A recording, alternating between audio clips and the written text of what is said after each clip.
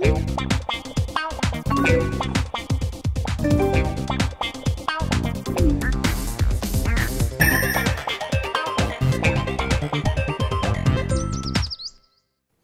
I'm Jay Goldman, and you are watching Status Update on Butterscotch.com. Today we're going to take a look at the CookSource controversy, which has recently hit the web in a pretty big way.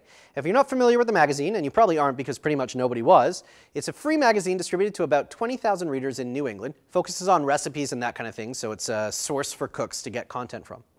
This whole thing erupted because a woman by the name of Monica Gaudio, who writes freelance articles and recipes and general information for cooks, goes by the name of Illidor on LiveJournal.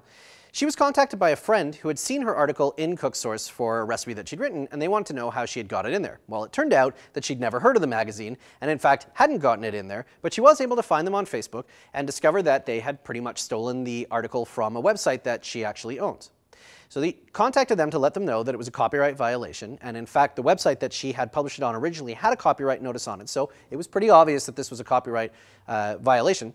She asked for an apology on their Facebook page, a printed apology in the magazine, and a $130 donation, which was about 30 cents per word for the article, to the Columbia School of Journalism. So she wasn't even really asking to get paid for the content that they had stolen, but she wanted to make them aware that they had basically done wrong. The response came back to them that she should actually pay them for the editing work that they had to do on her article to get it in shape for publication, and that the internet is public domain and they're free to take anything that they'd like and republish it in their magazine. Now, they're obviously wrong about that. The internet is clearly not public domain. In fact, it's subject to the same copyright rules that exist in the print world or pretty much anywhere else.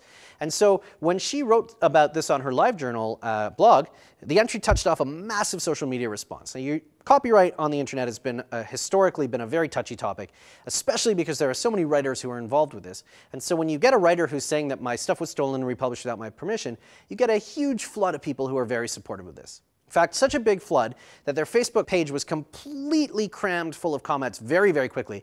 You may know this if you've done any commenting on Facebook before, but you have to become a fan of a page in order to comment. So they had 200 fans when this whole thing started. Within 2 days, they had more than 5,000 fans because of the number of people who had become fans just so that they could go on there and leave snarky comments about the fact that all of this bad stuff was going on. Within about 48 hours, the password to the Facebook page had been hacked and they no longer had control of it, and it was just kind of a downward spiral from there. CookSource, the hashtag, became a trending topic worldwide on Twitter because there were so many people talking about it. And in fact, spread all the way to the people who were advertising in the CookSource magazine. The advertisers started getting flooded with 50, 60 emails from people telling them to withdraw their support for the magazine and stop running their ads. A bunch of very well-known authors, including Neil Gaiman, threw their support behind this. That only helped to spread it even more because of the number of Twitter followers that they had and the amount that they were tweeting about it. And as all of this started to happen, it turned out that they'd actually been stealing content from the internet for years under the mistaken belief that it was public domain. So once the whole thing came out, all the advertisers pulled out. CookSource had basically no choice but to shut down. If you go to cooksource.com right now, you'll get an Intuit landing page for hosting small business websites on them. And the reason we wanted to talk about this today is the incredible power of that viral spread, especially on a topic as touchy as copyright. The right way to respond to these things is to say we're sorry and we've learned from the mistake and we're not going to do it again, and to get in there as quickly as you possibly can. Her response, the editor, was to shoot first and ask questions maybe later. So she basically just said, oh, we're allowed to do anything we want and we're going to keep doing it.